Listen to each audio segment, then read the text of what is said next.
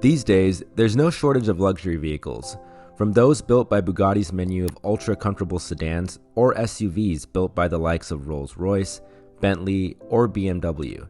There's a four-wheeled masterpiece that can live up to the expectations of even the most demanding of customers. And these series luxury models have been around 50, 60, or even for 80 years. But have you all ever wondered which was the very first? Well, back when the American West was still wild and horses were the primary means of transportation all across the globe, a very small German company was building one of the world's first luxury models. This is the exciting story of the Mercedes 35 HP, a vehicle developed in Germany by DMG back in 1901 that went on to become what many regard as the first luxury car that revolutionized the automobile world forever. Chapter 1: 35 HP.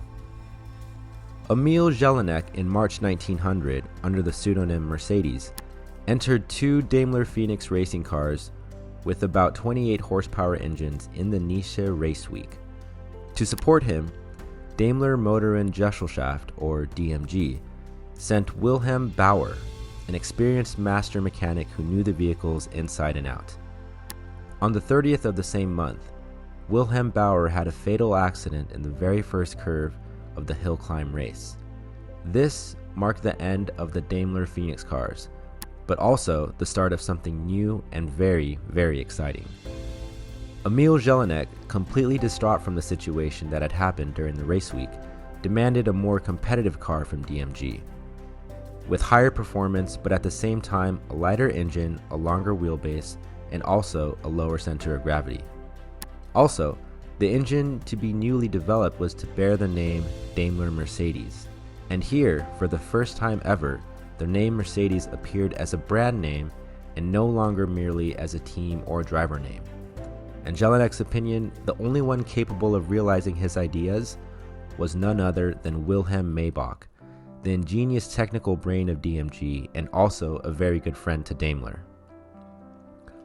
To give emphasis to his detailed wishes, Jelinek also ordered 36 vehicles from DMG, with a total worth of 550,000 marks, which in today's terms is about 5.5 million DM. A sensationally large order for DMG, and more were to follow.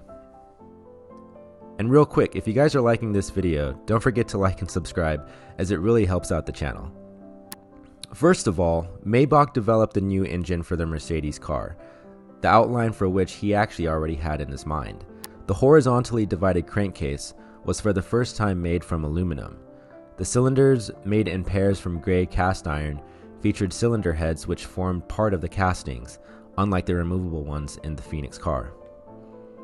For the main bearings, Maybach used magnalium, which is an aluminum alloy containing 5% magnesium. Like the exhaust valves, the intake valves, which until then had been designed as snifting valves, opened by the vacuum pressure inside the engine, were now controlled by a camshaft. The non-encapsulated camshafts to the left and right of the crankcase were driven by an open-tooth gear power takeoff on the flywheel side. All these improvements ultimately resulted in much smoother operation, more stable idling, and good acceleration, a new quality in engine characteristics which at that time was hardly believed possible. In addition to this, the engine weight was reduced by 90 kilograms, giving it a weight of about 230 kilograms. It had a longer wheelbase, wider track, and more effective brakes compared to the Phoenix, which gave the new car greater stability. And one of the most sensational inventions on this first Mercedes, and one that has essentially remained unchanged to this very day, was actually the honeycomb radiator. Until then, coiled pipe radiators had customarily been used, their efficiency leaving much to be desired. They caused enormous water consumption or required very large and heavy coolant circuits. Maybach achieved a major breakthrough with the honeycomb radiator first incorporated in the Mercedes. He had as many as 8,000 small square tubes, each 6 by 6 millimeters in size, soldered together into a completely novel rectangular radiator. Cooling efficiency was considerably increased, and water consumption reduced by half to a mere 9 liters by the square tube's larger passage cross-section and the smaller gaps between the tubes. A small fan behind the radiator improved cooling efficiency at slow speeds also, and thus the honeycomb radiator had been born. The automotive cooling problem had become a thing of the past. The new car was for the first time tested on November 22, 1900, and the first Mercedes was delivered only a month later to Jelinek on December 22nd. Before long, the styling design of the first real car in history set the trend for the rest of the automotive industry, causing a landslide in design. The car's elongated silhouette, high performance, honeycomb radiator, low slung engine hood, longer wheelbase, and low weight were from then on regarded standard components on modern automobiles. The sensational successes in racing in 1901 of the Mercedes cars gave credit to Maybach's new design. People also highly appreciated the fact that the two-seater, once it was no longer used for racing, was easily converted into an elegant four-seater in just a few minutes. Chapter 2. Comfort. The 35 HP was the first modern vehicle to sport the Mercedes brand name and went down in history as the first modern-day motor car. The race version of this car would go on to dominate the Nice Race Week, exceeding top speeds of about 53 miles per hour, whereas the road version of about 40 miles per hour. In terms of comfort though, this car was not much different from a wagon. For example, it had wooden wheels with 12 spokes that made the ride quite uncomfortable, as passengers were able to feel nearly every bump on the road. These wheels were also non-removable. The steering axles were designed to minimize transmission of road shocks to the driver.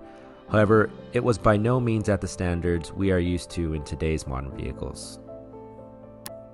Also, I should mention that only very wealthy people at the time were able to afford this car when it came into production.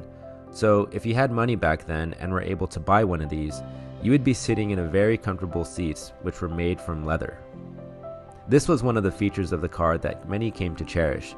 It was a feature that gave the car a more luxurious feel when passengers would drive. If you looked down, you were greeted by a wooden floorboard that served as a durable space for passengers' feet, but also was less forgiving and loud since it lacked the dampening technology of modern cars. Braking tech was also very early in its stages, and due to this, the ride could feel a bit jittery. It had two braking systems, a main one operated by hand, which acted on the rear wheels, while the foot brake acted on the chain drive's intermediate shaft and was also water-cooled. The biggest factor that separates today's luxury vehicles and those of the early 1900s is technology and quality of the builds.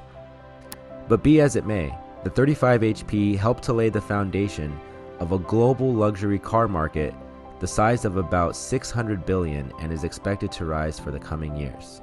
Thank you for watching.